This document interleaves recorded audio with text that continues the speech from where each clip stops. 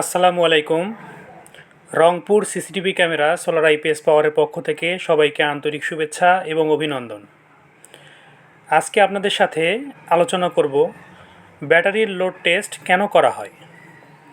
আমরা আমাদের দৈনন্দিন জীবনে আইপিএস, সোলার সিস্টেম এছাড়াও বিভিন্ন গাড়িতে আমরা ব্যাটারির ব্যবহার করে থাকি। তবে আমরা কম বেশি সবাই জানি যে ব্যাটারিটার নির্দিষ্ট সময় পর লোড টেস্ট করতে হয়। তো এই লোডটা কেন টেস্ট করতে হয় সে বিষয়ে আজকে আপনাদের সাথে আমি কথা বলবো। ব্যাটারির লোড টেস্ট করা হয় মূলত ব্যাটারির কার্যক্ষমতা যাচাই করার জন্য, বিশেষ করে যখন এটি একটি নির্দিষ্ট লোডের অধীনে থাকে। এই পরীক্ষার মাধ্যমে বোঝা যায় ব্যাটারিটি তার প্রয়োজনীয় শক্তি সরবরাহ করতে পারছে কিনা এবং চার্জ ধরে রাখতে পারছে কিনা।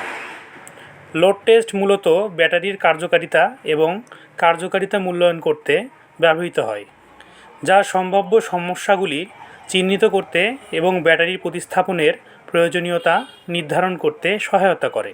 তবে লোড টেস্ট করার কয়েকটি মূল কারণও রয়েছে। প্রথমত, কার্যক্ষমতা যাচাই করা। ব্যাটারিটি তার কার্য সম্পাদনে পর্যাপ্ত পরিমাণে শক্তি সরবরাহ করতে পারে কিনা সেটি যাচাই করা। লোড টেস্টের মাধ্যমে ব্যাটারির দুর্বলতা বা ত্রুটি শনাক্ত করা যায়, যা হয়তো স্বাভাবিক পরীক্ষার মাধ্যমে বোঝা যায় না। উদাহরণস্বরূপ, লোড টেস্টে যদি দেখা যায় যে একটি ব্যাটারি নির্দিষ্ট ভোল্টেজের নিচে নেমে যাচ্ছে, তাহলে বোঝা যায় যে ব্যাটারিটি দুর্বল বা ত্রুটিযুক্ত। এছাড়াও যদি লোড টেস্টে দেখা যায় যে ব্যাটারিটি তার প্রয়োজনীয় লোড ধরে রাখতে পারছে না, তাহলে এটি প্রতিস্থাপন করার সময় হয়েছে। সাধারণত লোড টেস্টে যদি ভোল্টেজ একটি নির্দিষ্ট মানের নিচে নেমে যায়, তাহলে ব্যাটারিটি প্রতিস্থাপনের পরামর্শ দেওয়া হয়। লোড টেস্ট নিয়মিতভাবে করলে ব্যাটারির দীর্ঘমেয়াদী নির্ভরযোগ্যতা নিশ্চিত করা যায়।